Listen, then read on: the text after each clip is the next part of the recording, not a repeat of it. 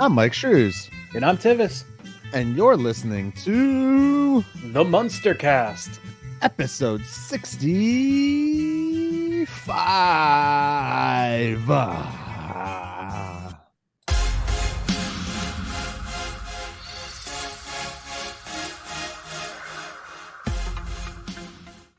Welcome back, everybody, to the MunsterCast, the podcast where we watch and talk about the monsters. I am, of course, your host, Mike Shrews, here with my co-host and friend, Tivis. So, Tivis, it's been a minute since we've been on here, so please tell me and the people out there, how you been, bro? I've been good. Wow, that was loud. Sorry. I was trying to do it gentle. I apologize. I'm also trying to see how long you can go without air when we do our intros now. Without what? Air, yeah. Air. Saying the number. Yeah. All right. That's awesome, dude. I am back from vacation, of course. And last week y'all got to hear something pretty interesting. We pre-recorded that weeks ago for y'all, and it was a AI written thing, and something has happened recently. While you were out of the country. While I was out of the country, where the WGA, the Writers Guild, for people who don't know, is on strike at the moment. They're actually striking for streaming deals and, of course, the use of AI as well. So I want to say, one, I do support their strike, whether or not we use that AI tool or not. Just a stupid story. So yeah, I just want to shout that I do support the WGA, and Tivis, we support them. Tivis supports them too, I guess. I can't speak for you, my man. I can't do that. So yeah, guys, just keep lookout for that, because that might be changing a lot of stuff within the industry for a few months here and there. So maybe a year, depending. I heard that the writer's strike could go till September if the other unions don't strike along with them. Yeah. The people are looking to recycle content. Why not bring back Munsters today, Universal? You have it. Just use it. That would work. All right, guys, real quick before we dive into the show today, what is it? The dirty work. That's what it is. All right, you can find the MunsterCast on all social media platforms via Facebook, Instagram, and Twitter, all at TheMunsterCast. You can find us on YouTube via youtube.com/@TheMunsterCast to see our pretty ugly faces every single Munster Monday that I'm in the country. You can also go on over to TheMunsterCast.com and check out all of our content in one platform. That is the videos, the audio, blogs, which I haven't been writing anything lately, so I need to get back on that. If you guys want to write for the website, let us know. Contact us. You can also contact us through our email, which we'll jump to real quick, Tivis. TheMunsterCast@outlook.com. There you can let us know if you would like to write for us, or if you want to just tell us your stories, things like that. That'd be freaking awesome, guys. And then going back to this, we can also go to TheMunsterCast.com/merch shop, which there's a tab on the website. If you just go to TheMunsterCast.com, there's a merch tab up there as well. You can go there and find awesome Munsters swag that we made just for you guys out there, the Munster fans. And then also on the website as well, there is a little microphone icon on the right hand side of the screen when you're looking at the screen. If you're inside the screen, that's a whole nother issue. We got some ring stuff going on or something, I don't know. But you can click that. You can leave us a voicemail, and we can get you on the show easier, faster that way, just by doing a voicemail and everything. Let us know at the very end or at the very beginning of the voicemail if you would like us to share it on the podcast, everybody. We've had a few come in. Several have not wanted us to share them. So let's see. Where else are we at, Tivis? Boom. All right. You go. All right. if we're rushing this, it's because we're on a time constraint today. But we have a Patreon. Basically, it's a tip jar. Go give us a little bit. It helps support the show. It helps us keep all this production going. Because unfortunately, as we said, it's gonna go away sometime in the near future. Potentially, yes. Yeah. And more importantly, leave a review on whatever you're listening to us on YouTube, Podcatcher. Tell a friend. All that stuff helps the show grow and get the ears and eyes on it, and also helps benefit the Munsters itself. Honestly, since we started talking Munsters today, I'm seeing a lot more talk about it all over the internet, and if we continue doing that, maybe we can actually get a real official box set for it. Either that, Tivis, or it's that effect where you're like, oh, I have this new car that's this brand, and then you start seeing that brand everywhere. So it might just be that effect on your brain as well. I mean, whatever it is, I'd love seeing more conversations. But yes, anything Munster related.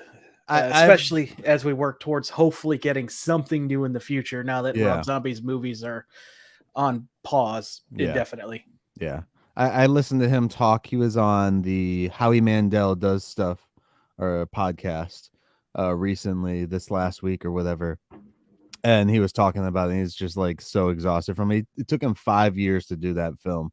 And I feel for him, but it was his passion project. He wanted to get it done. He wanted to do it. So I thank him for doing it, man. Like it was good to see. It was something good for my kids to watch too, especially my youngest. So yeah. But we need more content, guys. We need more Munster stuff out there. So feel free to leave us reviews, get us boosted up there so people hear us. Then, if they hear us, maybe they'll actually go out and talk and do their own thing or do their fan films, all that fun stuff, guys. Yep. And the Rondo Awards did come out while we were away. Munsters lost to Everything Everywhere, which we kind of already knew was going to happen, unfortunately. Just bullshit, by the way. I'm sorry. It's so bullshit because the Rondo Awards are supposed to be like a classical, like monster type film award thing. Like that's what it started as, I believe. And like, I just don't see how Everything Everywhere All at Once. Like, look, I love that movie. I watched that movie way too many times in theaters, and I own it on Blu-ray and everything. And I freaking love it. I love that they won Oscars, everything like that. But come on, man. Like, that shouldn't have even been in the category of this award type. Like, sad. But congratulations to Everything Everywhere All at Once, I guess. For winning every fucking award everywhere. Taking another award that we missed was the Hollywood Music and Media Awards, where it was nominated for Best Original Song, and also it won the.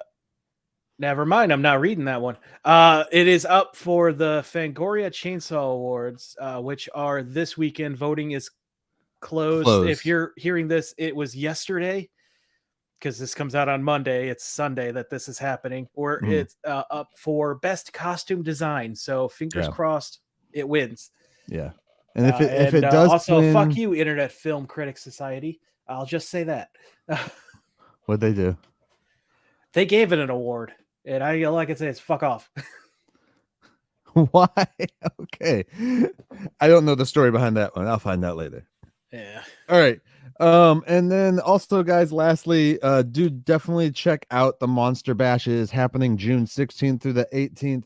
And you can find all the details about the Monster Bash, not Munster, Monster, through TheMunsterCast.com/Monster Bash 2023. You can check it out there, get tickets, and go to that event. I believe it was Daniel Roebuck was for sure going there. He's booked to be there, and several other people within the Monster community for sure, guys. Yep. So definitely check that out. If you want to hear more about it, you can swing back over. I think we did it 3 episodes ago now where we talked with him, and we dove into all that fun stuff. So yeah. All right, that's all. That's it. All right, man. Party on, Wayne. What episode are we finally talking about, Mike? McMunsters.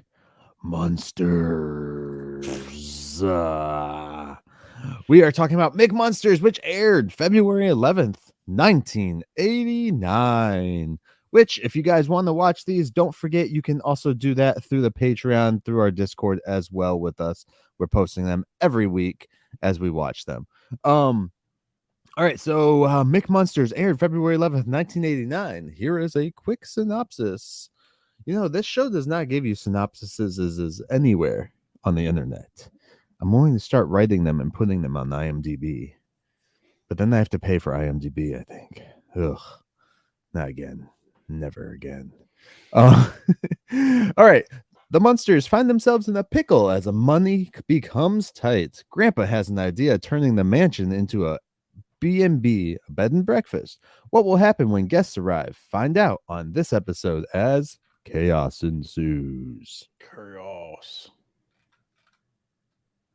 There you go. That's it. That's all I got for you. Tivis, what you got for me? All right, so McMunster is the season 1, episode 14 of Munsters Today, 84 of Munsters overall. It was written by Patty Gordon, which this is her only credit on IMDb, and Joy Grdnick. How? Gridnick? Grdnic. Gridnick. Yep. And Joy has 3 writing credits on listed. We got Cheeseball Presents, which was a TV movie in 84, and How to Party, which was written in 87, and then this episode. She's also got 6. No, go on. She's also got 6 acting credits, including 3 characters from the 1985 Transformers show. That's awesome. She also wrote on it. On Transformers? It says she wrote on it. Wasn't listed when I checked. She's an actress and writer known for. Oh, no. Actress. Okay, yeah.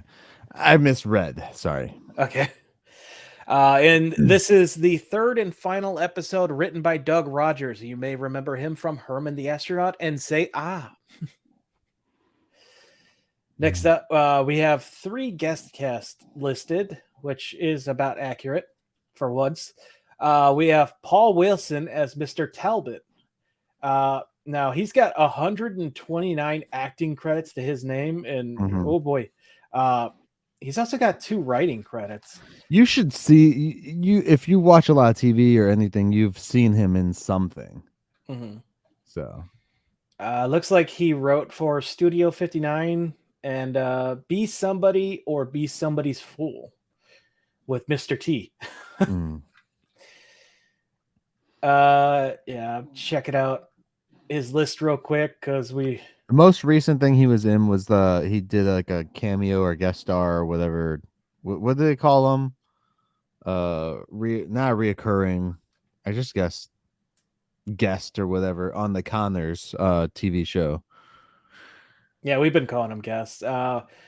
He's been on The Simpsons, After MASH. He's been on lots of stuff. Big Bang Theory. Cheers. He had a big role in Cheers. If there's a show out there that you have watched, that was Cheers. Within a certain time frame, of course, he's most likely been there. King of Queens, Jamie Foxx show, Recess, Star Trek Voyager. Them Star Trek people love the Munsters, man. Like, there's a lot of crossover with Trek and Munsters, but there's also a lot of crossover with Trek and everything because everybody was in Star Trek event at one point in time. It's Gary Shandling's show. He was a big part of that as Leonard Smith. Long career. Again, I apologize for such a short little thing, but pressed for time. Next up, Don Most, I believe is how you pronounce that, as Barney Morley. And he's got 77 credits, 6 of which are upcoming. He's directed 4 things. So I'm going to check that out first. The Last Best Sunday, Moolah, Harley's Hill, and Viral Vigilantes. Oh, that sounds pretty cool. It's a TV series. Let's check that out. Let's see. Family Chips. Guy. He's been in Chips.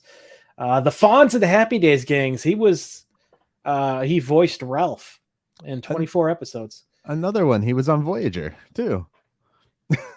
And 167 episodes of normal Happy Days. God, it has been such a long time since I've seen Happy Days. I'm gonna have to do a rewatch of that.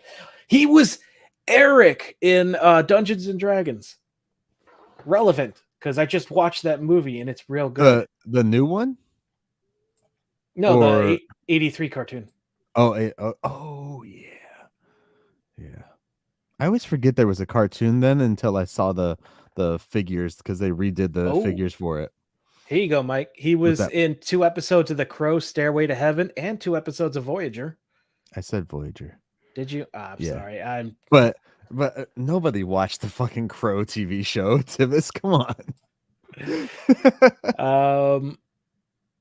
And Sabrina the Teenage Witch. He was the White Rabbit. And that was the original Sabrina the Teenage Witch. Ooh, that's a good one.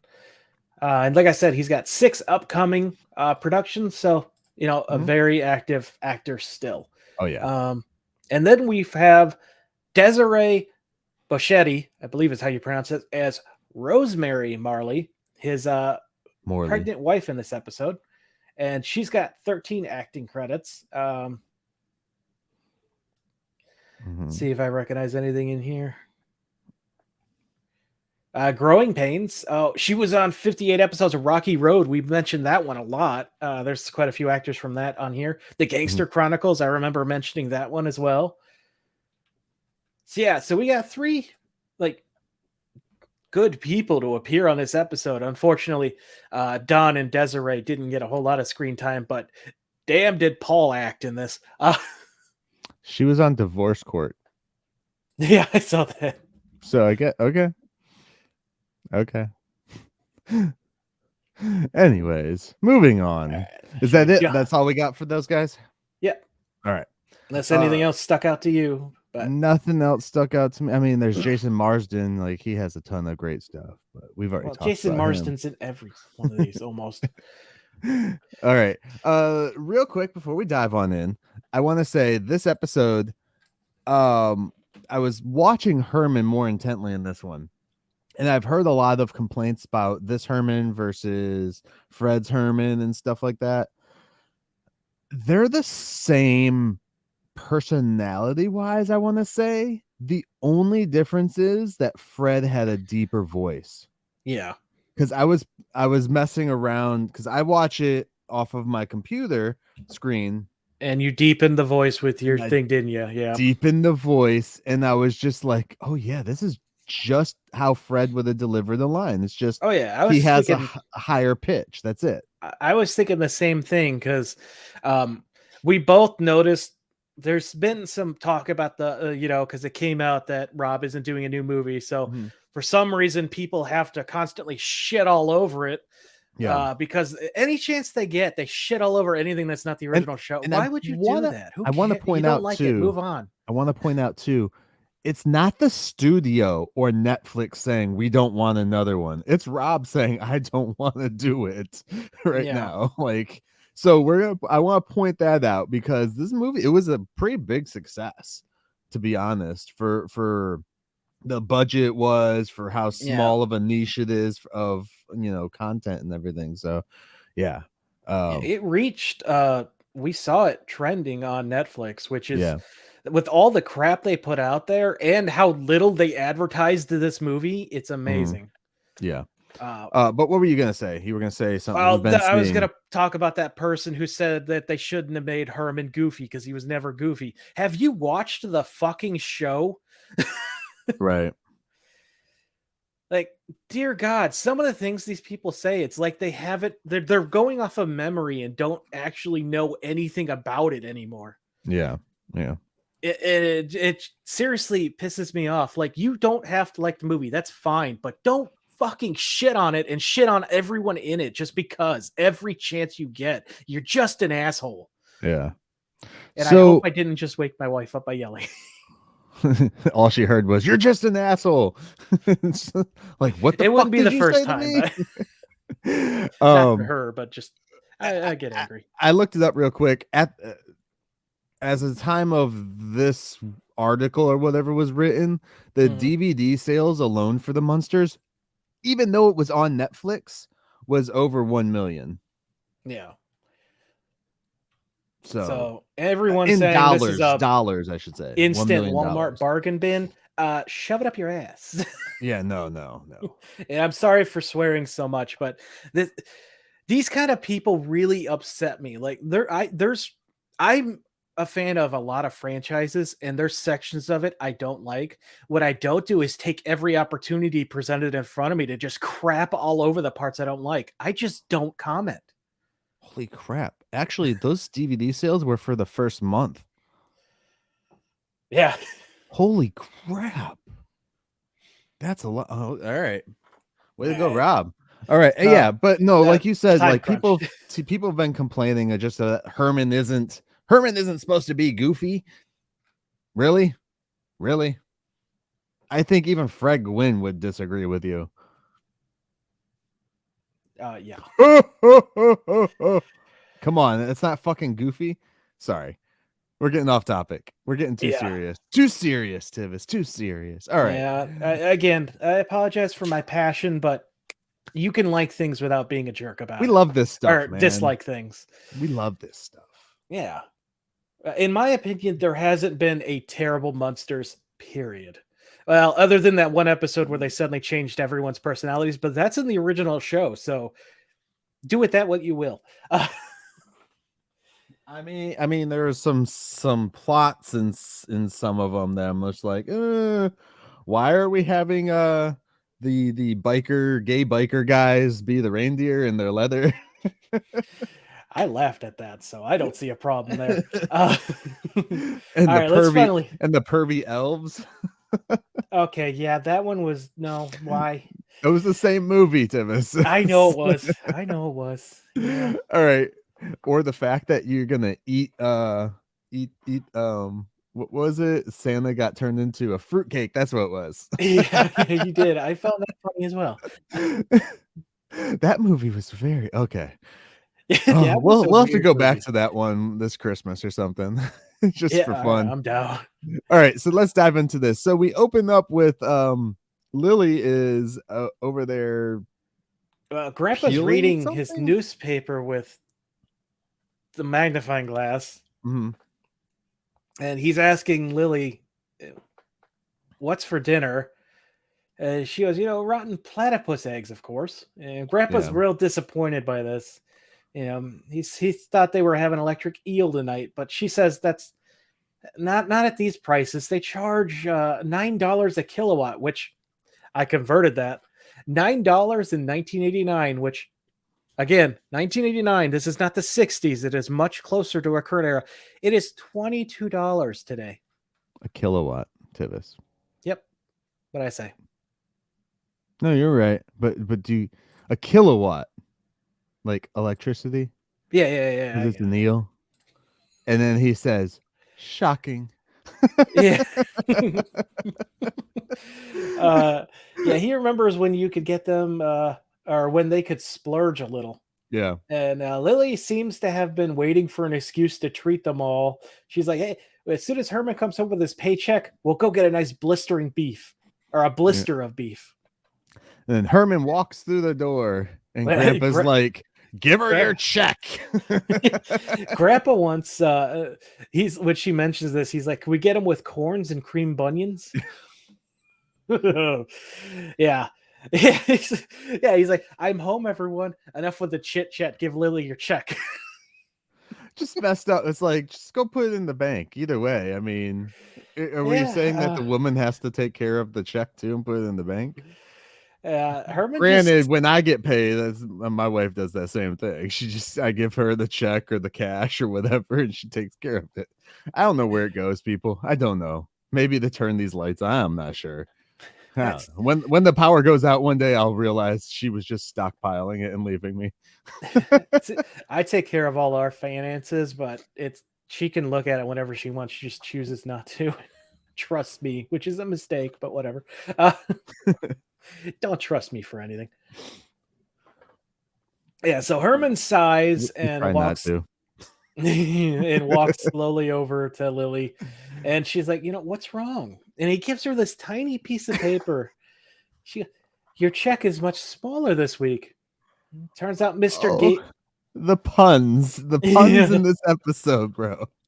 Mr. Gateman says it's the worst slump in the funeral business since the year they started selling penicillin, which, because I love any excuse to look into history, penicillin was discovered in 1978 by the Scottish scientist Alexander Fleming as a crude extract of P. rubens. Fleming's student Cecile George Payne was the first to successfully use penicillin to treat an eye infection. In 1930, the purified compound was isolated in 1940 by a research team led by Howard Florey and Ernest Boris Chain at the University of Oxford. Fleming first used the purified penicillin to treat streptococcal meningitis or strep throat in 1942. In 1945, the Nobel Prize in Physiology or medicine was shared by Chain, Fleming, and Florey, completely ignoring Fleming's student, Payne. So that's kind of sucky, but whatever. Little history note for you. Grandpa does not understand this. He's like, you get paid by the week. And Herman's like, no, Mr. Gateman switched them all to commission. Now they get paid by the shovelful. Which, Herman is just a grave digger in this one. Grave digger. Why am I trying to say it in reverse? He was a box mover in the old show. Yeah. Or he called himself a box boy. He went out and scared up new clientele all the time, Tivis. Yeah, heart attacks. Yeah, Lily's like, oh, this will probably pick up again in a few years. And Grandpa I doubt it with the health crazed today's kids are on. Yeah. And I'm like, thinking back to what Marilyn was doing. And I'm like, oh, continuity, the serial episode. Because it was he says the health craze, they're eating something and always working out, exercising and always eating their greens or some shit. Yeah. And I tell you, it goes around all the time. Every 10 years or so, I think these new health crazes come out. And and it really hits people when they're in their 30s. Like, I watched my mom when she turned 30s, and I was just like, she went on this super health kick. And I'm just like now watching my wife doing the same thing at the same age. I'm like, oh man. All I gotta say to people is don't fall for these diets. These people make all kinds of promises. Like the Atkins was real big when we were little. Fucking ignore that shit. I know a guy who literally lost 100 pounds just eating 2 burritos from Chipotle every day, along with some fruits for snacks and exercising. So, fun story. All right. So when I was on vacation, guys, I was in Italy. We were eating constantly because that's what you do in Italy, and it's a lot of carbs, like lasagna, pasta, pizza, shit like that. And that's all I ate. And we had steak one night because we were in a place that's famous for steak. But I came back and I had lost 10 pounds. My wife gained weight and she was so fucking pissed. And I know for a fact I was eating more because I had gelato almost every fucking day we were there. Yeah, we got this coworker who's doing the liquid diet now, and I'm like, that's just gonna don't do that. You're going to ruin yourself once you start eating food again. Oh yeah. Like people that go vegan and then they're like, oh, I'm gonna do vegan for 30 to 40 days.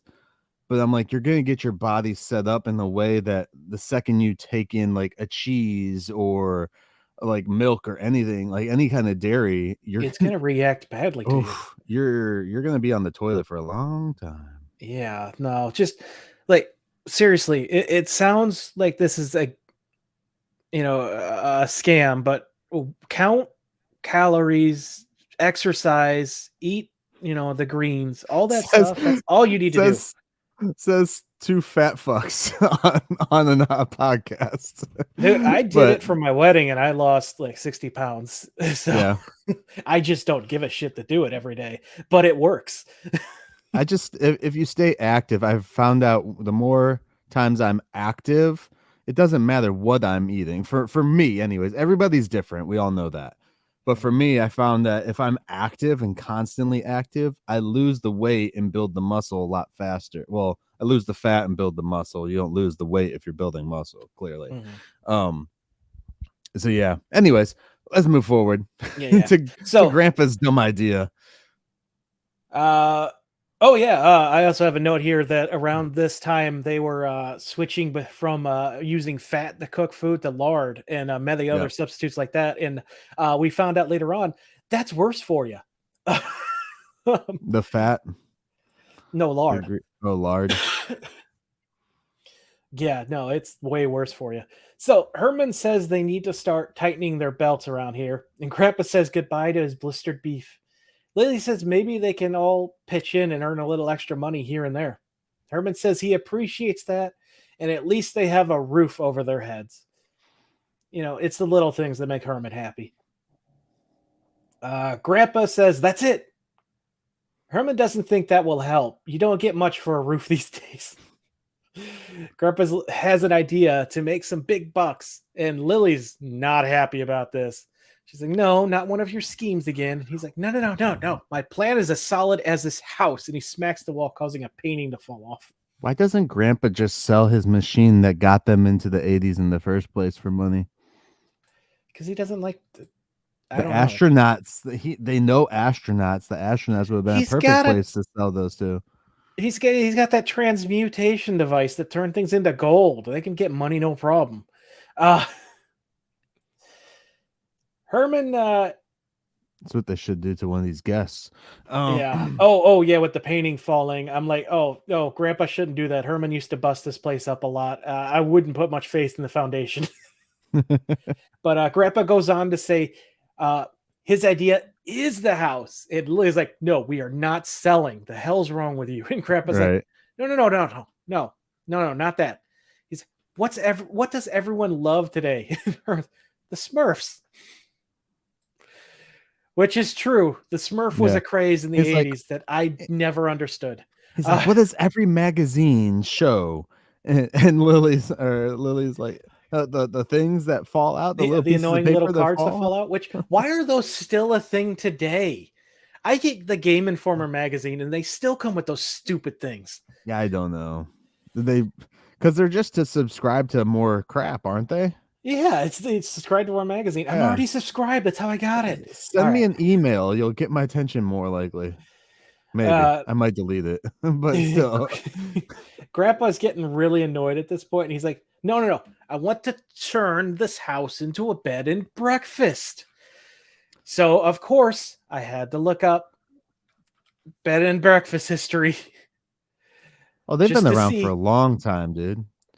Yeah. So, yeah, bed and breakfasts have been around a lot longer than the term bed and breakfast, which they don't even know where that started from, but their best guess is during the Second World War in the United Kingdom in the 40s. So, and they didn't catch on in America until the 60s. Yeah, I wouldn't be surprised if like the bed and breakfast title came from like military personnel or something having to be in someone's house, and then you had to feed them breakfast at the same time, you know, so that was their bed and breakfast. You get bed and breakfast. Pretty much what the article I found, because the Wikipedia link is useless. So see, my brain has some history in it, and it doesn't even have to read the article. Tivis. Yeah, but Herman loves eating in bed. Tivis, you just want excuses to Google everything. So when your wife looks at your Google history, you're just like, I did it for the podcast. No, what's this thing about midgets and horses? I did it for the podcast. Sorry, that was too far. Love you, Tivis. You get us in trouble for that one. Oh, you're not supposed to say that word, are you? Shit. No, you're not. My bad. Sorry, Hornswoggle. Herman loves eating in bed, and Grandpa explains what a bed and breakfast is to him. Herman doesn't want to share his bed, and Lily is very happy by this comment with the look on her face, and Grandpa just seems exhausted dealing with him. Yep. So we now transition to Herman sharpening pencils with his fake teeth. I don't get the joke here. Maybe you do.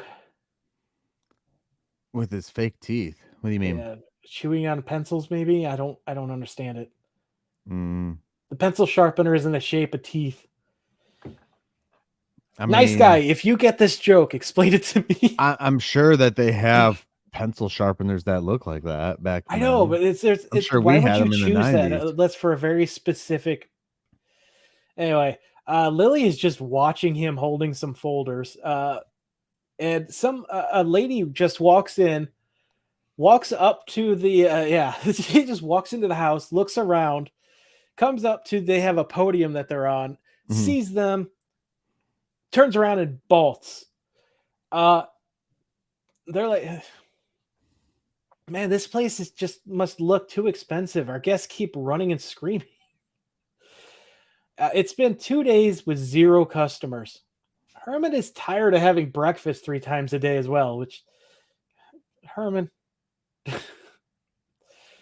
why do you do this to yourself? Why do they let you do this to yourself? But, whatever. In flies Grandpa as a bat with some great news, which, by the way, this looks like a new prop for Grandpa's bat, and it looks amazing because it's got like a red tie around it.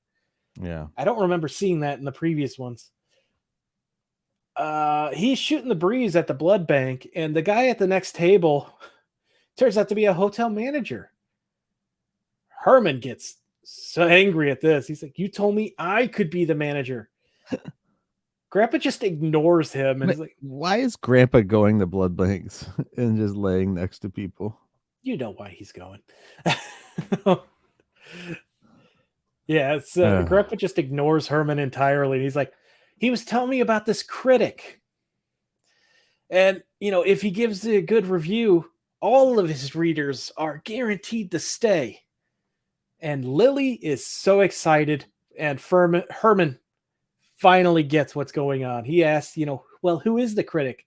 Grandpa's like, he's incognito. He's Italian. Little tie into your trip there. Right. Grandpa is like, no, that means that he's secret. And Herman's like, I don't get it. So, yeah, Herman, lovable goof. So we do another Flash cut. Forward. Yeah, Herman nearly shredding down his last pencil as the dust piles up around the teeth. Well, he at least has a second one nearby because the doorbell rings. It's a customer at last. And the person walks in, rudely introduces himself as Talbot. And all I can think of is Agents of S.H.I.E.L.D. We get the owl joke again, and at least it's consistent. Talbot even calls the bird rude, which is great. Well, this guy's a dick the second he walks into the house. Oh, yeah, he is. Grandpa assures him they're planning to strangle the owl this afternoon anyway, which is great because I am not a fan of the owl. What's for dinner? Owl? I just love that joke. It's like, hey, you're a rude owl. It's, don't worry about it. We're going to strangle him later anyway. So the dude calls the place a dump and demands a room. Yeah. Talbot says he's on the road a lot and can be a bit of a hotel expert himself. Yeah, a little Spider-Man joke there for you. Grandpa is Mike's not reacting to my jokes, and I'm not happy. How do you like it? How do you like it, Tivis? How do you like it? It feels bad. Yeah, it does. Ignoring my photos I sent you to. No. Grandpa is certain this is the critic. And at this point in the show, I'm betting money this is not the critic, and they will be rude to the real critic. And if I had made this bet with anyone, I would have won money.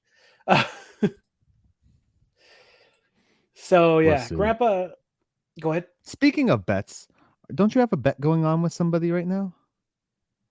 Do I? About an action figure.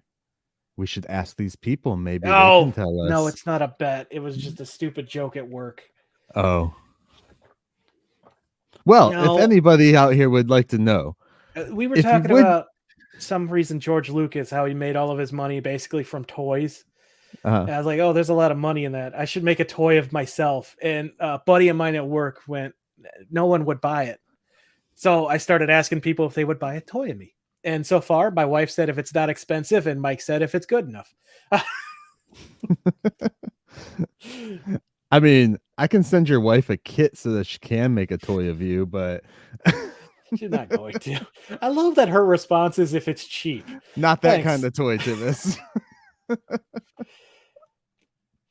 Like, no, so if you guys out there would like to see action figures or something of Tivis, let us know. I'm not making them, but we would like to make me feel better. Oh man, if we get a good enough response, I will make MunsterCast action figures of both of us. You know, and then he told me that I should use a character from He-Man as my mold for my face. And I said, which character do you think I'd look like? Expecting him to make a joke about Skeletor. But no, he told me to go with Prince Eric, and I said that's not even going to be accurate. Not to be a dick, I'd say some characters from Dune, more likely. All right, getting back to this show, though. I got Batista head over here somewhere. Grandpa takes Talbot over to the desk where Herman and Lily are standing, where they have been standing for 3 days, apparently. Spot decides to say hello without fire and scares Talbot. And Herman's like, oh, that's just our pet, you know. He's probably hungry. Do you have a dead animal in your pocket? And Talbot starts to check his pockets for some reason. And he's like, no, of course not.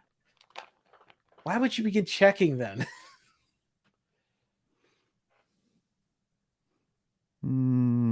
Which one? This one. No, this one. Bam Bam? Not Bam Bam. Anyway, sorry, that's a visual. We are getting off topic. Time crunch, Mike. Time crunch. Talbot, yeah. So Herman, he's like, yo, do you guys have a vacancy or not? And Herman's like, 1 second. Goes over to the wall, and Grandpa's like, just do it already. Yeah. So Herman hands over the tiny pencil. Talbot looks at it like, what am I supposed to do with this thing? And Herman's like, Lily, do you have a pencil I can borrow? And she's like, yeah, here you go. I hid this one so you wouldn't destroy it. Talbot, he starts writing, and Herman's looking at it, and he starts covering it like it's a cheat sheet. They're gonna look at it anyway, dude. What are you doing? Yeah. And he's like, so does this come with a king-size bed? Grandpa's like, oh boy, does it. Henry VIII slept in it, which beds were tiny back then. So that's why they all had their own rooms. Yeah. Well, at least the rich did. Talbot's like, well, is there a king-size breakfast? And Grandpa's like, oh, Lily can make a sausage patty that will feed 12. And he's, yeah. So Talbot's like, oh, perfect. I'll order 2 of those. And I'm at this point, I'm like, where's Marilyn and where's Eddie? We haven't seen them this entire episode, but and then here comes Eddie. Yeah, we're about to find out where one of them is. Yep. He produced a coupon for a discount at any B&B east or west of the Mississippi. Herman has to check that includes them, and Grandpa just yells at him to get go. Herman rings the gong, and bellboy Eddie finally makes an appearance to take Talbot's thing to his room. Yep. They're like, hey, take this to room 1209 or 1209. And he's like, we don't have the room 1209. And Grandpa's like, yeah, we do. It used to be the room called your room. And Eddie angrily starts dragging Talbot's stuff upstairs. Like, yeah. Oh, that's a great interaction with Eddie. I know we're breezing through this episode, but the interaction between the family, this guest, it's something I'm going to bring up later in our, final thoughts. Okay. So then Eddie grabs the suitcase. He goes upstairs with it. And we cut to the next scene where Lily is outside carving the special, I believe it is for the day. Specials. There's two of them. Specials on a tombstone Slab with of a little granite, chisel or anything like that. Yeah, and we finally see Marilyn, which, by the way, is this our first look at the backyard in Munsters today? I believe so. Oh, that makes me so happy. Yeah. Makes me so happy. The specials. Is it a backyard or is it just like the side yard? I think it's the back. But the specials, if anyone was wondering who didn't watch, it's fresh fruit and leeches. No. I thought it was fresh fruit leeches. No, I think they're two separate. You get some fresh fruit and leeches. But what if they're fresh fruity leeches? Nah. Like fruit flavored leeches. So Talbot enters and Marilyn runs over to him asking, would you like to sit in the smoking or non-smoking? And he's confused. We're outside. Why is a split? Which, thank God we have laws that passed protecting people from this BS. Good God. As someone who doesn't smoke and had pneumonia that almost killed me as a child from my grandparents who smoked, secondhand smoke, bad. Something they don't have in Italy, by the way. Smoking no, of course everywhere. Yeah, no, Italy's got a lot of backwards traditions. It's so fun though. It's so great. It's a beautiful country, but I like the way the culture is over there, honestly. Minus like the smoking because Nick's allergic and to the all sexism. That shit. Didn't really see a whole lot of that shit. Well, you mostly see it in the court system, where if you're a woman, you're guaranteed to lose. I mean, we were even by the Vatican, and you didn't see like, Also, if you're a seismologist, you're guaranteed to lose. All right. Anyways, Talbot comes out. There's a funny reference to a past news event. He comes out and sits down, and he's like, "All right, so what's for eating? What's the difference between the smoking and the non-smoking sections, Mike?" One table was smoking. They put dry ice on it. It seems. Why was it smoking? He didn't want to find out. He chose non-smoking. Yeah. He plays a dick so well in this, man. Oh my God, he's so good. It just like the way that he, the swagger he has when he's sitting, just like laid back. There's a shot in here eventually where he has his fucking leg up on the table and stuff. Mm-hmm. And it gets worse as the episode goes on too. Oh boy. So Lily comes over and is like, "Oh, well, here's our menu, but we have some specials that's not on the menu." And he didn't even get a chance to read the menu. Yeah. But he's got to know. The cereal of the day is gruel, which, Mike, a lot of people have a negative connotation with gruel because of Charles Dickens, but actually it was a staple of Roman culture and a main source, a food source in Western culture for many years. Mm-hmm. And it wasn't until Charles Dickens started putting it in his books as an inmate food or for the lower income families that it became, oh, that's not something you should eat, which there's not a difference in my mind between gruel and freaking porridge. So anyone who talks negatively about gruel, know that.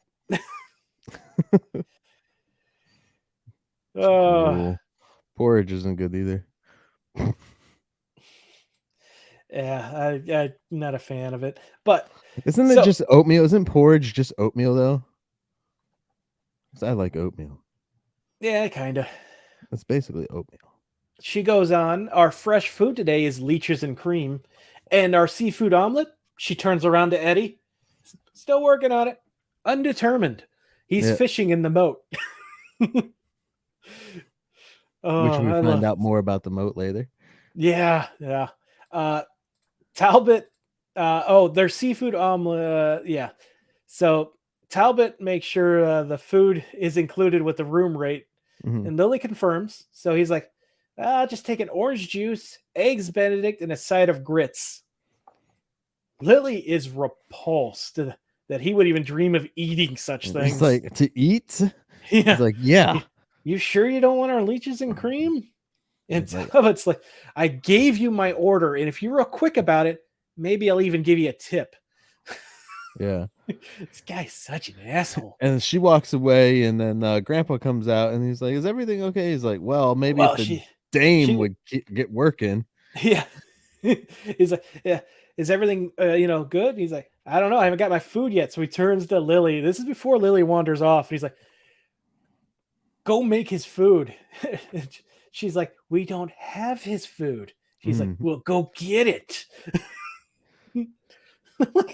Grandpa, he's like, "Tell Herman to go get whatever it is from Pierre's." Yeah, which I tried looking. The hearse. I tried real hard. I couldn't find anything that sounded like this restaurant even existed. But he's like, "You know the place with the attitude." So Grandpa got thrown out of this place, I'm guessing.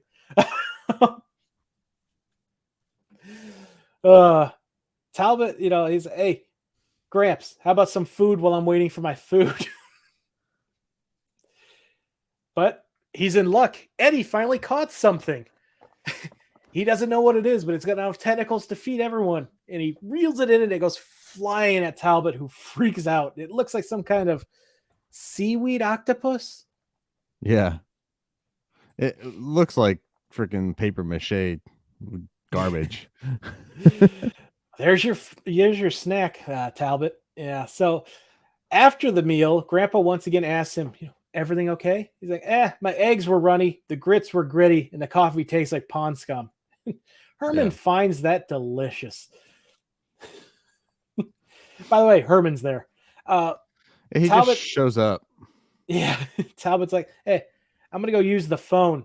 And Grandpa gives him the worst mistake of the episode. A whistle that he can blow on, and they will drop everything to come help him. Yeah.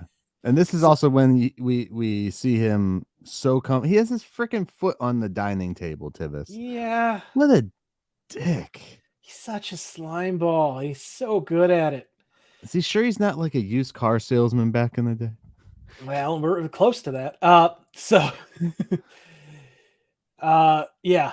As Talbot begins walking away, Herman and Grandpa are cleaning up his plates from the table, and Talbot blows the whistle, causing them both to instantly drop the plates and break some of them. And Talbot's like, just checking. Just checking. It's great work. And walks away, leaving. Grandpa looks ready to have his own breakfast at this point. Yeah. But I'm like, it's a monster of your own design there. So now we get the shot of Talbot on the phone, where the truth comes out. He tells whoever it is, just set up the display without him. He'll be there as soon as his car is finished. He's staying at this B&B run by a bunch of weirdos. He tried stealing a towel, but it bit him. Probably a possum. Whoever he's talking to asks, why he doesn't leave. And he's like, "Why should I? They're treating me like I'm going to write a review or something." He then blows the whistle, and you hear more crashing in the background. But no one comes running, and he just begins laughing. This dude is a jerk. Yeah. He just talks about how he's just taking advantage of them all. Yeah. Constantly. And then we cut to another meal. Dinner, I believe. Yeah, they really took advantage of using that back set. So hopefully we see more of it. Oh, I hope forward. So. I really hope so.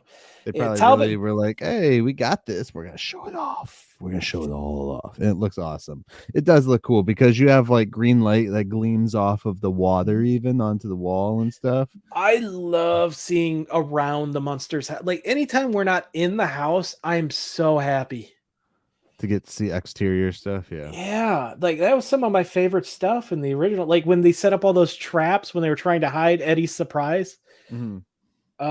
I think this is like by the garage because you see like two wooden doors, big doors. It could be, yeah. Right. Another great episode that I love from the classic show when they found the buried treasure and they were wandering all around back then. Yeah.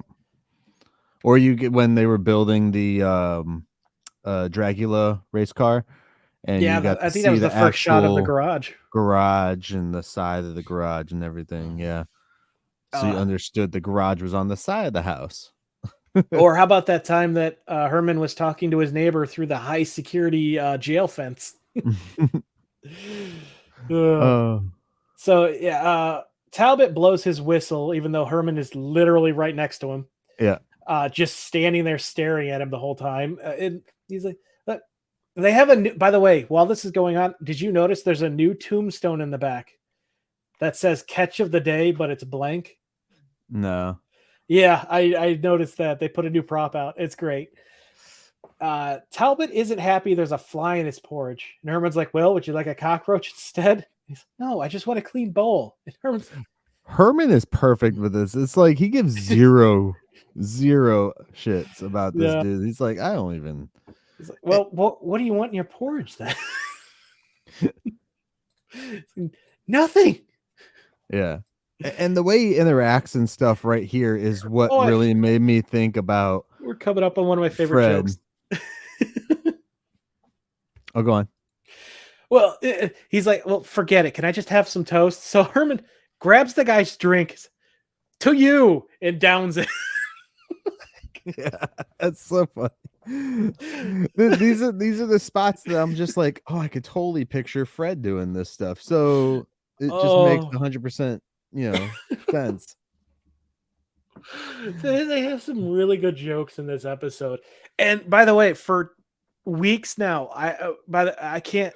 We didn't talk about this in the beginning, but I was predicting that this was a fast food. Mm-hmm. This is not fast food, and it's so much better. Yeah. I don't know where the name comes from. It's probably a hotel chain or like something. So two people come in looking confused at this point. And I have here in my notes, here's the real critic. They come in and they're like, no one was at the front desk. So Herman's like, hey, Marilyn, can you help them out? And she's like carrying a bunch of fish that Eddie's been catching out of the moat. And they're real unhappy to see the fish, I might add. And you know what? Fish really stink. I'm not a fan. So there's a McMansion. McMansion is a thing. I've heard about that.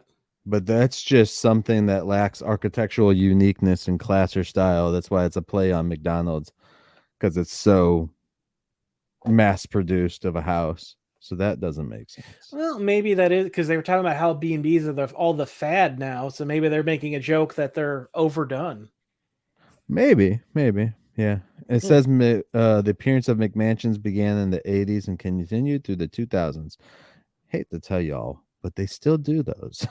Yeah, it's called Airbnb. No, it's called every new housing development you see.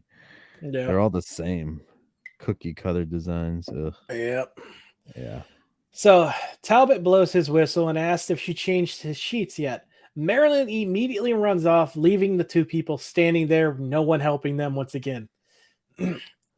Talbot's like, hey, what's this on my fork? To Herman. So Herman's like, he takes it. It's gunk. So I was like, can I get a fresh one? So Herman's like, he blows on it, starts wiping it all over his jacket until it comes off and hands it to him. And yeah, nope, fuck that. Nope. Oh, that makes my skin crawl. Why? So first of all, he blew on my fork. Then he wiped it all over his jacket, not even touching on the fact that it had crap on it already. No, I like clean silverware. They're just going to do the same thing in the back anyways. You just don't know. Yeah, I'll bring plastic utensils with me everywhere. I don't care. Bad for the environment. Good for me. Lily brings out the meat of the day, which looks like raw bacon. Yeah. And the table plant begins eating it. Just kind of cool. I like the little puppet plant. Yeah. And then go on. Well, the two people are still standing there and like, hey, ma'am, lady. Yeah, they're like, lady, and then she's like, go and help them, Herman. Like they call for her, they call for Lily, and Herman or Lily sends Herman over there, and Herman goes over there, and the wife bolts as soon as she sees him. Pun intended. She like goes to she's pregnant. We didn't mention that. yeah, she's pregnant. She bolts out, and Herman's just standing there. He walks up to the guy. He's like, here you go. And the guy's like scared, but still does what he wants to do. And as they're walking through the door, Herman just plows right into the door frame. No, not even the door frame. It was like a pipe next to the door. Yeah. Why? Like whatever's splitting the two doors. And then we go back over. Do you remember what he said to the guy, though, before they start leaving? No, what did he say? He turns over. He's like, she's in pretty good condition for her condition. Yeah. Oh, yeah. And then as they go in, Lily's still pampering the Talbot guy. Making sure everything's okay. Because he blows his whistle with Lily standing right there. She was literally just helping you, dude. She was right behind him, and he blows the whistle. So she goes out in front so he can actually see her. And he's asking, well, what the heck is there to do in this dump? Yeah. Well, she's like, well, you can go swimming. And he's like, oh, you got a pool? And where's the pool at? It's like all around the house. Yeah, the moat. Like, this mud puddle, which to me confirms from a few episodes ago when Grandpa got a girlfriend, it is not a very deep moat. Yeah. And then she's like, well, what are you talking about? This is the only Olympic sized moat in the area. Yeah. Talbot just throws his napkin down and like, I give up. Yeah. So now we're inside. Herman set up the couch into a bed for the new guest who will be in the living room. And the dude's like, this is our room. And Herman's like, it's the biggest room in Munster house. And this seems to satisfy the guy. All right. Yeah. So he begins bringing over his briefcase. He gets his clothes out, and Herman's like, let me get it. He opens up Eddie's cabinet. The door swings shut again. So he's got to open it again with his elbow. Yeah. And just chucks it into there. And then he does this great hand motion of putting his hand out for a tip with this like he wants to kind of tip face. The facial reaction he has too, and then the guy's like, all right, here we go. The coin. Yeah. And the whistle blows, so Herman has to go help Talbot. The woman, she comes back. We find out her name is Rosemary later on. Yeah. She is furious. Like, why do we have to do this? He's like, oh, don't worry. This is the last time. No one's ever going to suspect me, a critic guy, to be bringing his pregnant wife around. Because, it is kind of a jerk thing to do. But it is a perfect cover. And he then jumps onto the bed, and it doesn't move an inch. And he's like, well, at least it's firm. Well, the bed's on freaking center blocks that when they showed the wide of it before, when they first showed it. Oh, okay. Because I was thinking, I'm like, is this a fold out couch? Because I don't remember that ever being a thing. It was let me double check. So I'm gonna pull it up here in a second here. But you can keep talking, I'll double check because I swore it was on like center blocks. So Herman escorts Talbot down. Is it? Yeah, it's on center blocks. That makes it funnier. That's so much funnier. I'm gonna share this. I'm gonna share this photo in there. Yeah, while they're relaxing, Rosemary just says, oh, I can't wait to take a nap. We've been on the road all day. Talbot comes down with Herman. He's like, here's the TV. And he's like, great. I want to catch up on my shopping channels. Yeah. All right. So here. Oh, are things in the way? Our banner. I got it. There you go. Oh, that's so good. I missed that. Yeah. So if you're watching the video, guys, you can see a little picture of the center blocks holding the bed up because it's not a pull-out couch. It's an ancient couch, dude. So yeah. That's what I was. There's no way they have a pull-out couch. Yeah. So yeah. Yeah. So the guy comes down. He's like, "Well, I want to watch TV," and Grandpa's setting him up in the dude's room. Herman is. No, it's Grandpa. Grandpa is because Grandpa comes later. Does he? Yeah. Because the guy turns to Herman. He's like, "This is our our bedroom," and he's like, "It's also the living room or the TV lounge." Yeah, the TV lounge. So that's when Eddie comes running in, sees the new guests, goes to his cabinet and finds the clothes. He's like, okay, I hope you guys didn't squash my skunk. The lady's like, oh, starts vomiting again. Yeah. She's got morning sickness bad. So. And then Grandpa comes on through. Yeah, he's like, would you like a hot cup of something? Talbot like blows his whistle at him needlessly to tell him to quiet down. He's watching TV. Yeah. And then the other guy comes over and he's like, hey, my wife would like a nice cup of tea. Yeah, this is where we get her name, Rosemary. He's like, can we get some tea for Rosemary? And I should have seen this coming, by the way, with this name, but I didn't. We'll get to that. We'll get to this part, the joke of the name. Grandpa tells him it's in the kitchen. He's like, it's in the kitchen. Like, what do you want from me, dude? And then Talbot's complaining because they did a storyline like this in what was it? One of the Ocean movies. I think it was like Ocean's 12, I think. Where I couldn't tell you. There was a hotel guy coming and he kind of got like treated like shit from the hotel staff because the hotel staff thought the other guy that they were playing the trick on, was the actual, they thought he was the person or whatever it was. That's a great joke. I'm surprised it's in an Ocean's movie of all things, but it's a big storyline in one of them. Aren't those movies about heists? Yeah, it's part of the heist. The critic is part of the heist? Not the actual critic, but the fake critic. Oh, okay. So there's this whole subplot of the actual critic getting treated like crap. That's great. Not only is he getting treated like crap from the staff, but the Ocean's crew is doing shit to him to fuck with him. And you got to watch the movie. I don't want to give it all away, but yeah, it plays in very well. It's really done well, and I thought it was pretty cool because the whole thing is to try and like bring the hotel down. Maybe it was Ocean's 13.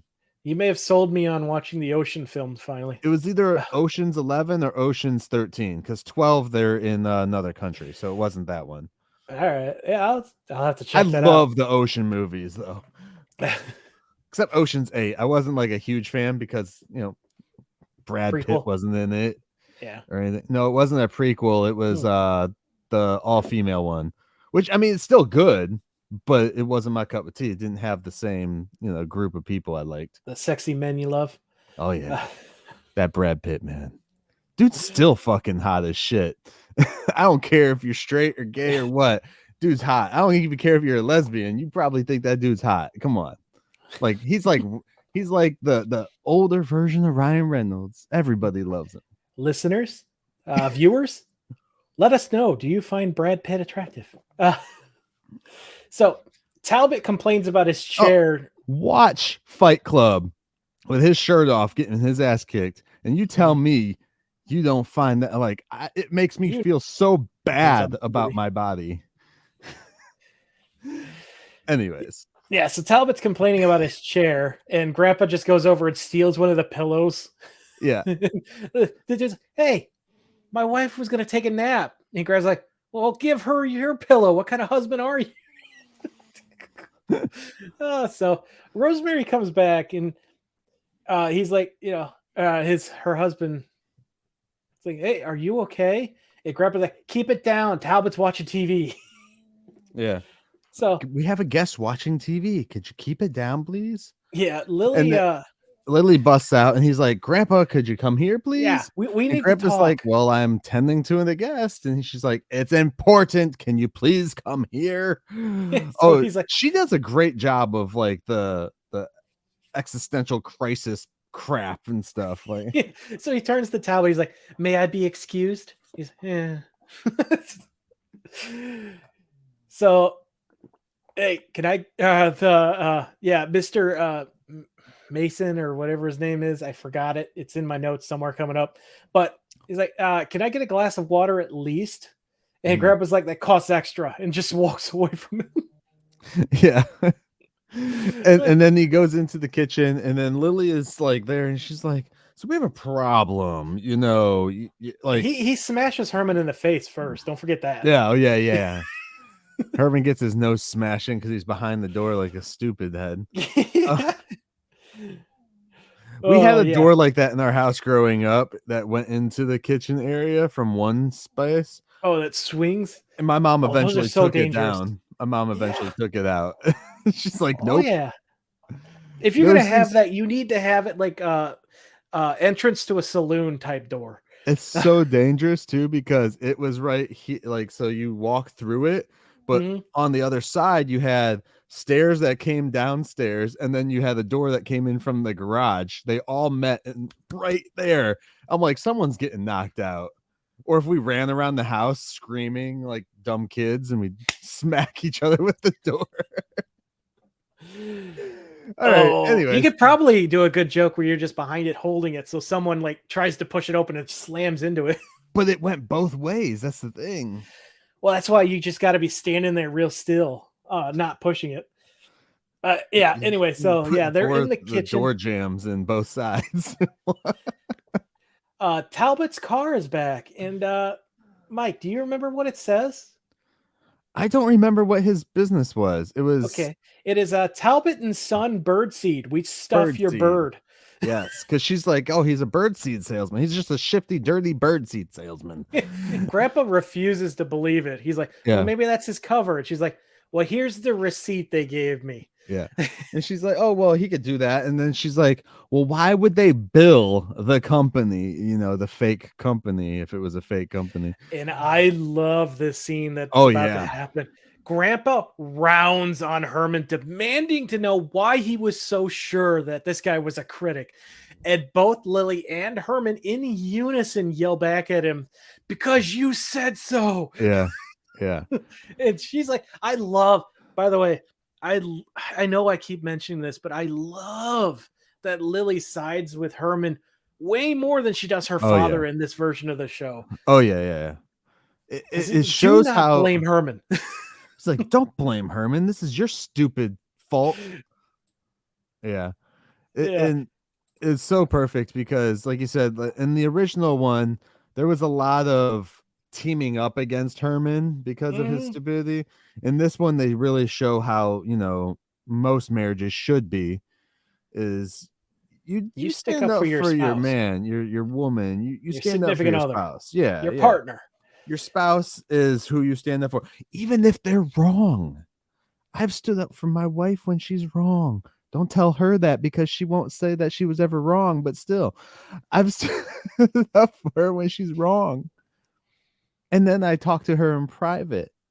Yeah, never. I was gonna say I do the same thing, but then I tell her, never. Like, yeah, I'm okay around here. Never criticize your spouse in front of other people. No. And potentially never criticize them at all. Like, talk to them. Don't come in a critical way. But no. Never do that. Never do that. It can be hard sometimes, depending on the emotions going on. We understand.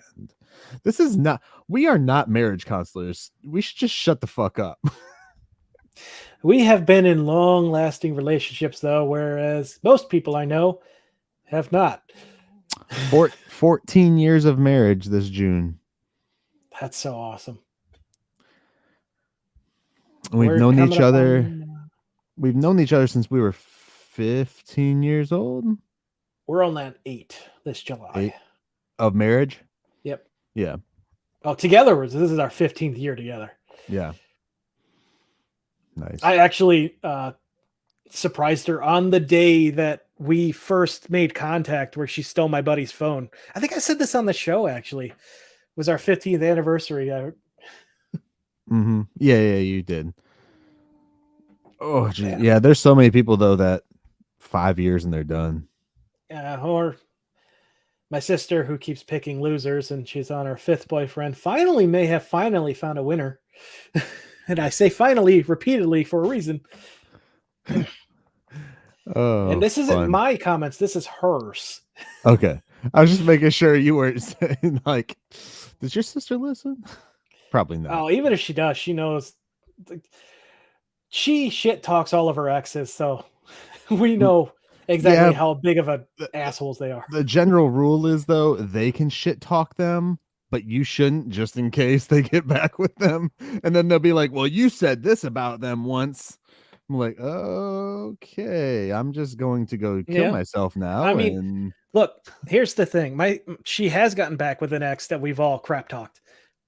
Whatever. As long as they change and are better and willing to be a better person, turns out they weren't. So good riddance for a second time. Yeah. That's always been the thing with friends when they dump people or they get dumped. I'm just like, I'm just staying up. I don't give a crap enough to I'm not going to make you feel better by shit talking the person that you were with, especially if I know you were the wrong one in the first place. You shouldn't have done this, you idiot. See, I'm too much of a straight talker. I almost lost a friend because I was too brutally honest. Yeah. All right. So Grandpa's about to walk back out there. He's like, all right, when I get done with him, he's going to be able to blow that whistle from where the sun don't shine. Yeah, every time he sits down, it's going to whistle. Yeah. And then he goes the door. look Grandpa gets in the scene, he's ready to kill. Oh, yeah. Grandpa's always ready to kill. He's a vampire. I mean, even Herman's mad for the first time, I think, in this show. We see him actually mad. I think we've seen him mad before. In this one? I don't know.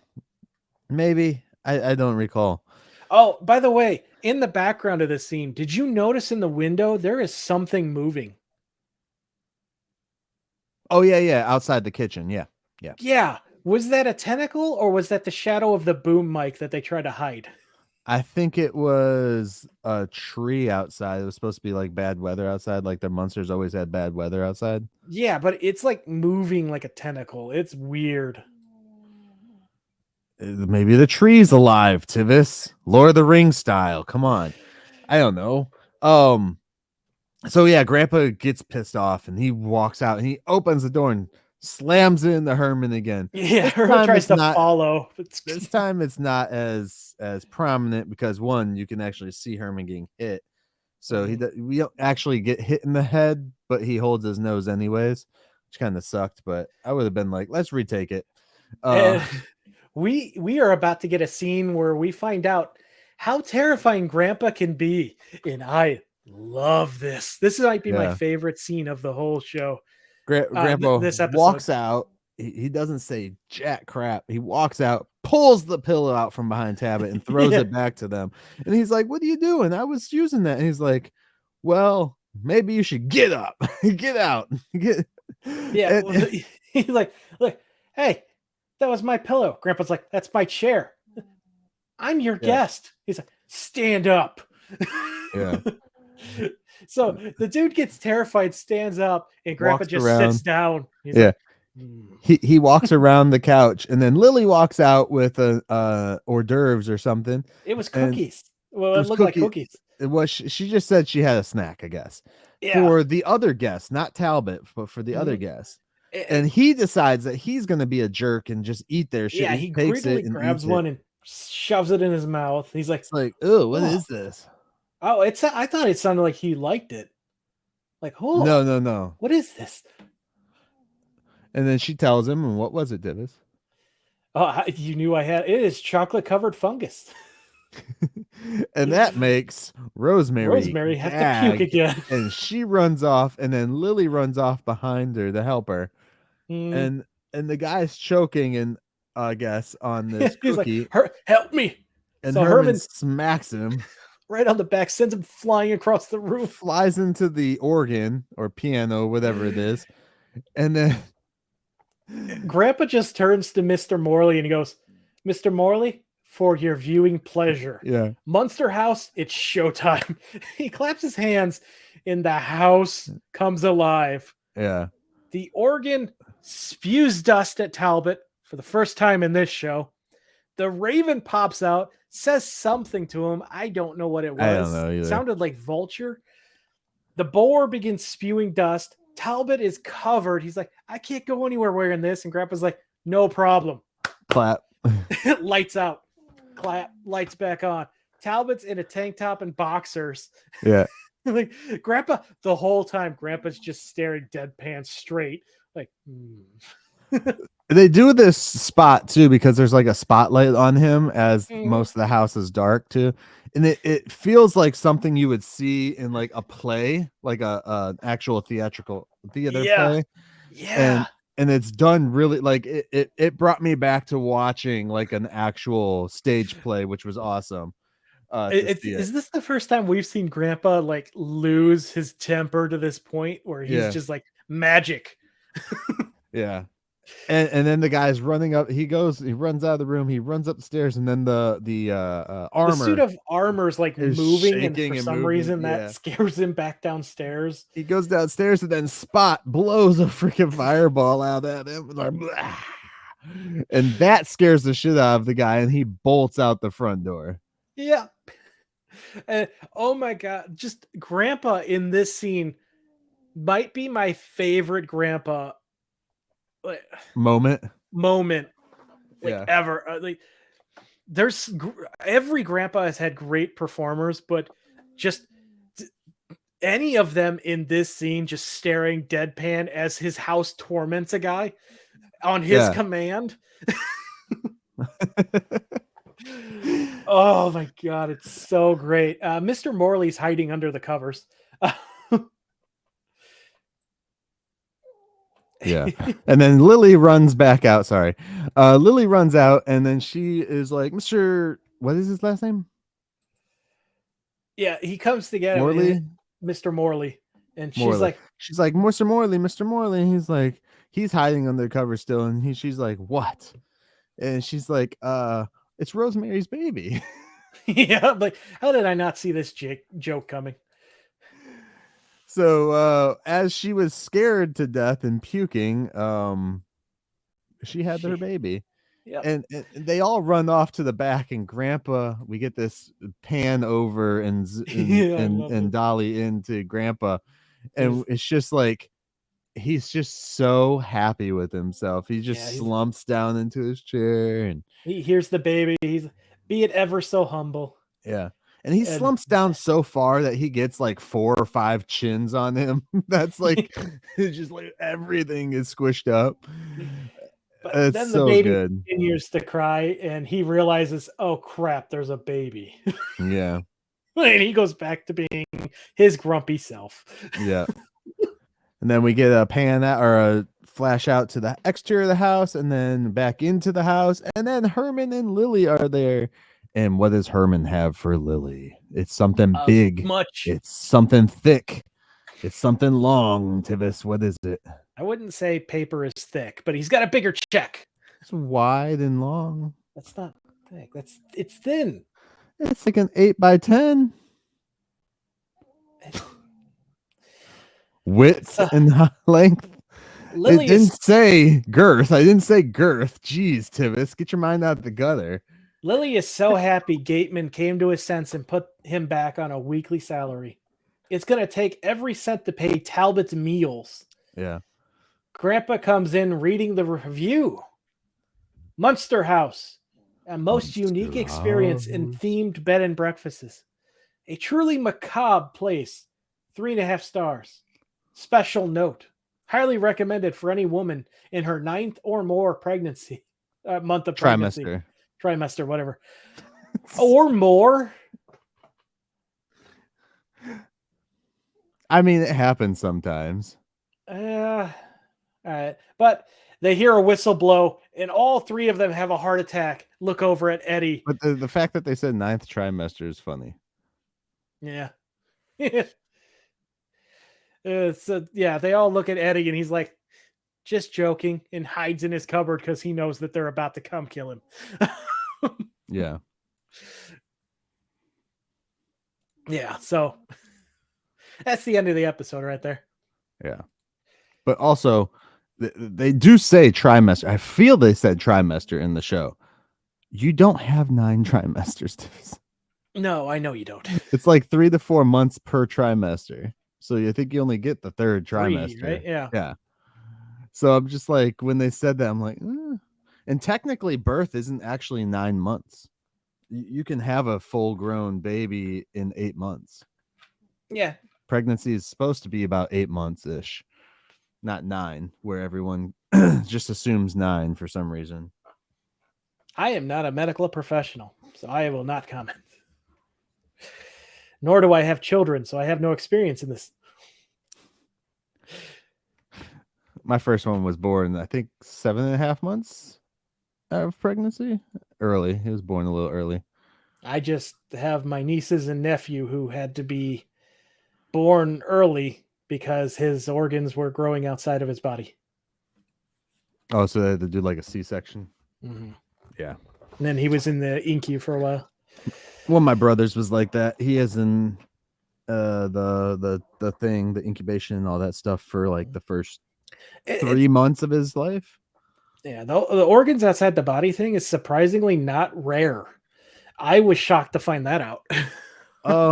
It has to do with how their skin is manifesting, growing, evolving. I don't know the proper term for that. Well, we're grossing people out with this. So, what was your about thoughts? a baby with its organs on the outside? Think about it. Let's. So why don't you share your thoughts on this episode first, man? It's Rosemary's Baby. I should have seen that joke coming from a mile away. Yeah, I didn't. I enjoyed it. I mean, so full disclosure, I haven't watched an episode in what, 3 weeks? Has it been 3 weeks? Yeah, so because we took a week off. Almost a month of no watching Munsters. So this was a great one to come back to. It really brought the mood back for me. Get me back in with the characters. I mean, not that I was out of the mood, but it really was a good one to come back to after a 3-week hiatus and stuff. So I enjoyed it, man. I really liked the story was kind of cool. The Munsters are always doing something, bringing people into their house. I don't understand, like, why doesn't Lily just go get a job? It's the 80s. She did in the 60s. Right? Or Grandpa. Send Grandpa out. He could be one of those greeters at the grocery store that just says, hi, how you doing? Welcome. Well, we didn't have, like, big box stores then, did we? Do you really want him to be a greeter? Let's not forget the last time he lost his temper in the original show. He almost threw fire at Herman. Look, because that was his response. Fire. If he was a greeter, he'd be able to figure out, he'd find his prey easier. Let's just say that. Yeah. Well, what about Marilyn? I mean, send her butt to work. They're always so hard on money and that they don't send their kids to work, which is very weird for an immigrant family, and like, especially at that time frame, kids would have been working. Mm-hmm. Those kids would have been working. Oh yeah. So because this is what, the 80s, 89 for this episode. 5 more minutes here. Yeah, we're good. Go on. What did you think of this episode? I enjoyed the hell out of this one. Awesome. Like, after all this time waiting to find out what McMunster was all about, I couldn't have asked for a better story. This was so much fun. Talbot is such a great actor. The actor playing him, so great as the sleazy guy. Oh yeah. The interactions in the kitchen with Lily and Herman versus Grandpa versus Talbot. Just Grandpa's continually getting irritated with this guy, but sucking up to him at the same time. Him taking out his aggression on Talbot on the other, the couple. Yeah. It's just, it was so much fun. We got to see the backyard, a little bit more of the moat. They pulled a creature out of the moat. That was cool. There's so much about this episode that I just love. So, I like that we got to see. We didn't get to see the water of the moat, but we got to see the presence of a moat. Mm-hmm. Because of the green beaming off of, which that's green. So what the hell is in their water? It's like the Simpsons lake or something. I think everything was on point in this one. The writing, the acting, the directing, all of it. Just easily one of my top 5 that we've seen so far of this show. Okay. Cool. I haven't exactly placed anything in order yet, but Right. After we finish season 1, I'll think about it more. Okay. Well, I'll do our top 5 of the season. Right on. Yeah, I enjoyed this episode immensely as well. So cool. I'm glad we both liked it. Sorry for some of the little tangents, the weird little tangents that we had going on today, guys. And the little bit of a rush job, but like we keep saying, time constraints. We're trying to still have fun with recapping and talking and balancing everything. Definitely. Is that it? Do we got anything else left? Do you want to say anything else about this episode or what we got going next week? That's all I got. Next week we have One Flew Over the Munsters Nest. So I have a feeling someone's going to get sick.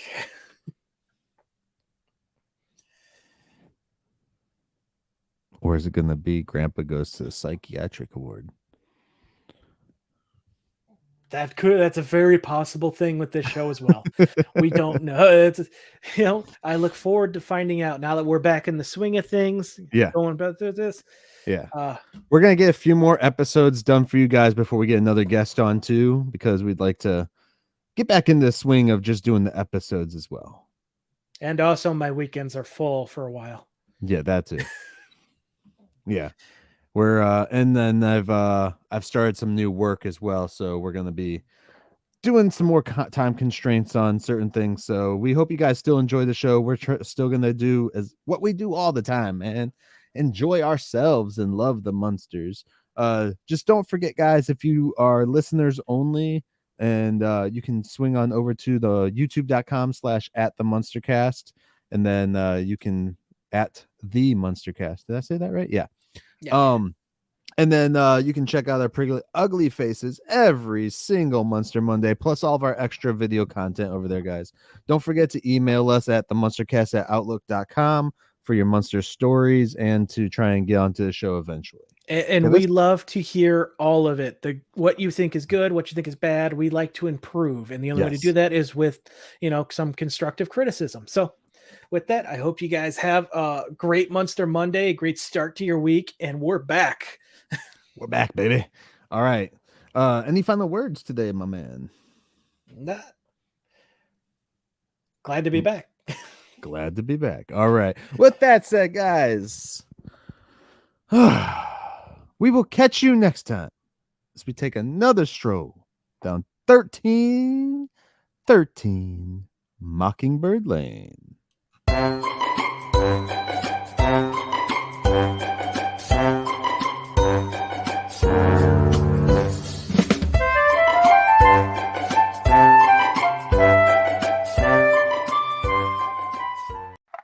I want you to learn is it doesn't matter what you look like.